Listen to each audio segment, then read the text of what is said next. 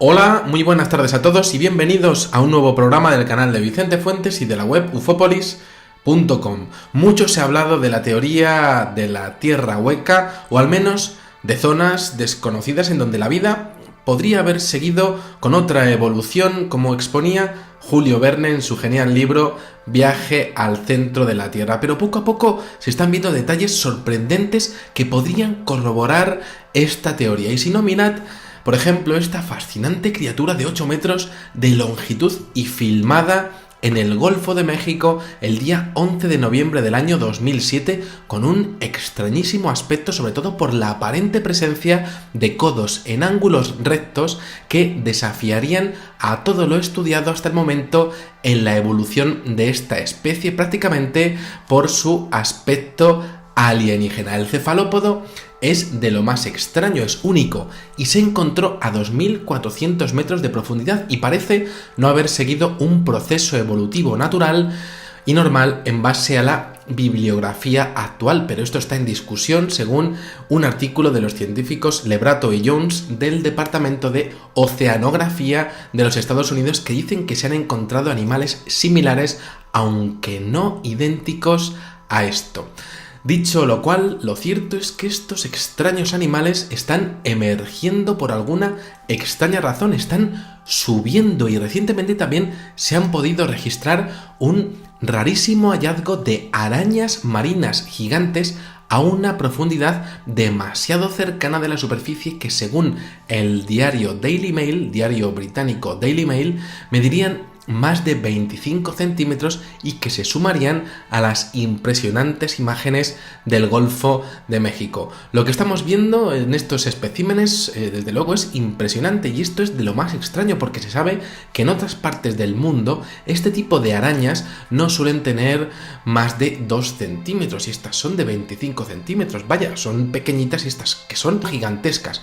Este fenómeno, que tiene ya su propio nombre, gigantismo polar, está empezando a explotar en base a un aumento de la temperatura de los fondos marinos que no se correspondería con el cambio climático y que sí estaría relacionado con un rarísimo aumento en la concentración de oxígeno a los niveles a los que se encontraban hace 165 millones de años. ¿Cuál es la causa de todo esto? ¿Por qué está aumentando el nivel de oxígeno en el fondo marino? ¿Y de dónde sale ese oxígeno?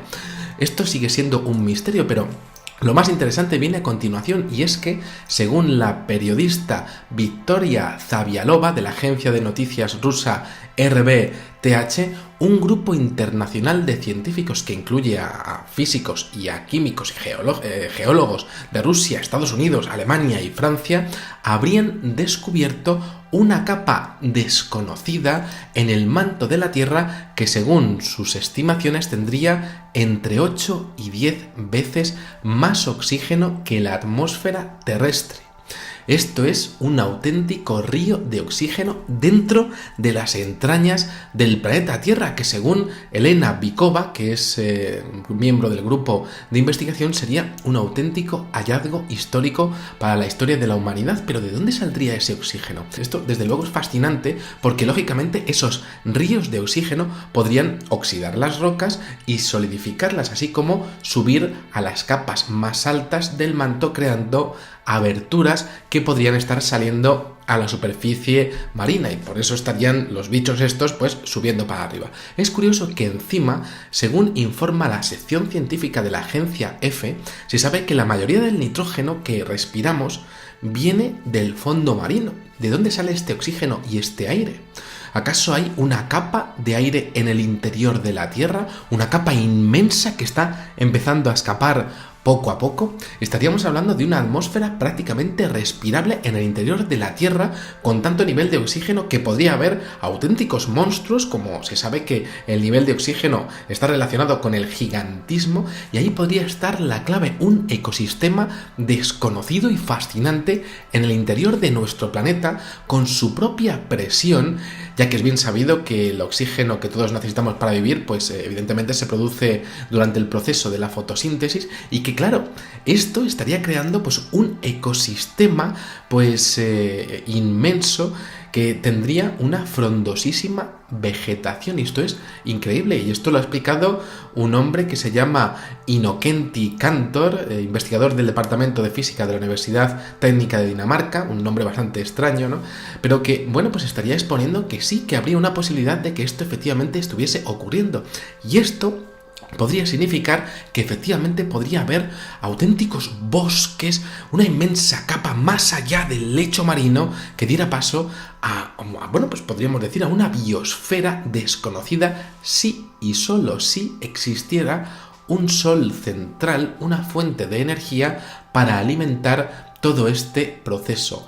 Agua, hidrógeno, oxígeno, nitrógeno y quizá energía de un sol central, como han defendido algunos de los más destacados científicos de la historia. Esto no es una cuestión de creencia, estamos hablando de ciencia.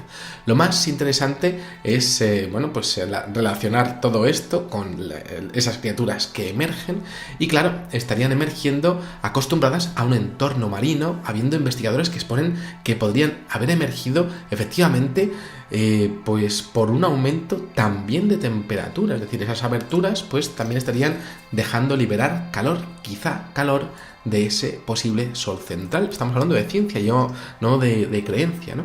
Bueno, de hecho, esa liberación de calor y esa liberación de quizá algunas de las criaturas que habría allí dentro podrían dar pie a entender algunos de los avistamientos más extraños que se están dando a día de hoy.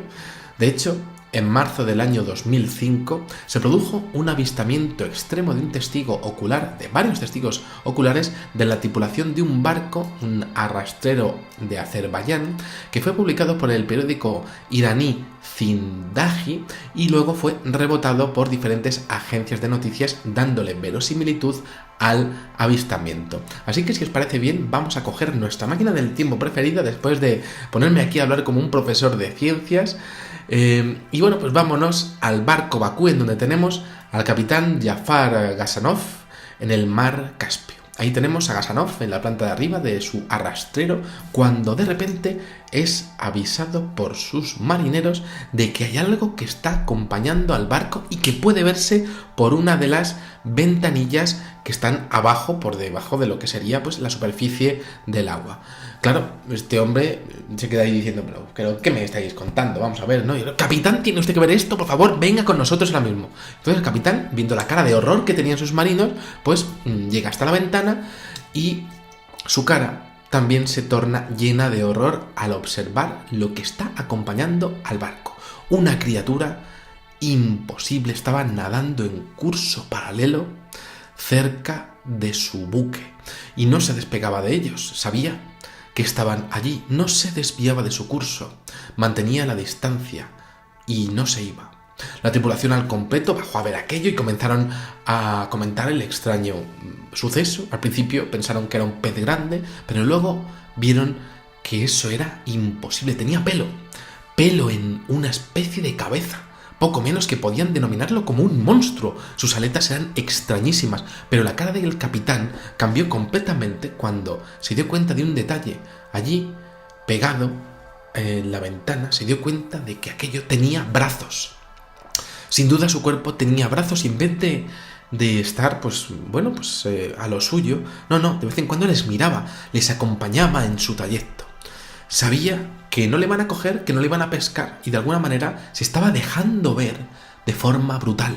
La criatura poco después se marchó de allí y la tripulación al completo decidió dar parte en el puerto, volvió y dio parte, y la información fue tan relevante que incluso llegó a los periódicos iraníes, que se inundaron con numerosas cartas de lectores que afirmaban haber visto a esta criatura, y lo curioso fue que la descripción de cada una de las cartas de gente que no se conocía entre sí era la misma, una altura de entre 1,65 y 1,68 metros, una constitución sólida, pies pinnípedos, con 4 dedos palmeados en cualquiera de las manos, una piel rarísima y de color como un poco clara, un pelo negro en la cabeza, pelo así, pues muy oscuro, ¿no? Unas piernas más cortas y pesadas, que los de una persona de ese tamaño, de esa altura.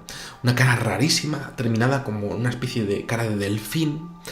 Y grandes ojos grandes y orbiculares, con una boca bastante grande y una mandíbula superior prominente y un labio inferior que fluía suavemente en el cuello, donde se encontraba una especie de barbilla.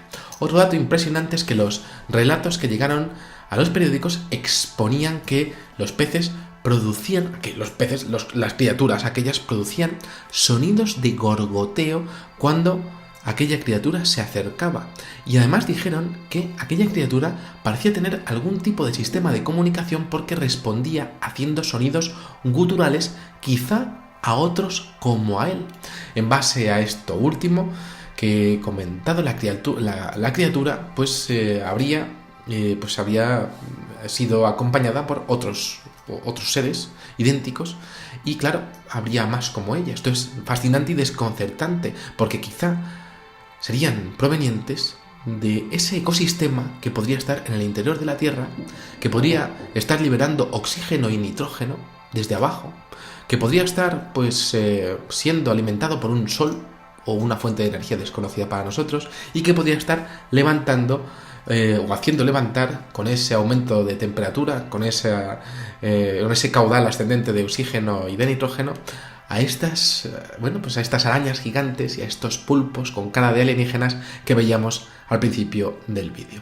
Un ecosistema que tendría su propia física, su propia química, su propio medio ambiente, que por su parte estaría liberando a nuestra biosfera todo lo que podemos respirar nosotros, y estaría haciendo emerger a estas criaturas que tanto miedo nos dan un poco, ¿no? Pero que no dejan de ser ni más ni menos que ciencia y naturaleza. Nada más, espero que os haya gustado muchísimo este videoprograma, espero haberme podido explicar, porque es un tema un poquito difícil. Nada, aquí tenéis la gran cantidad de fuentes que he consultado para hacer este videoprograma, y nada, pues os espero en el siguiente. Muchísimas gracias, y como digo siempre, salud y suerte. Adiós. Similares, aunque no idénticos a esto. Dicho lo cual, lo cierto es que estos extraños animales están emergiendo por alguna extraña razón, están subiendo, y recientemente también se han podido registrar un rarísimo hallazgo de arañas marinas gigantes a una profundidad demasiado cercana de la superficie, que según el diario británico Daily Mail,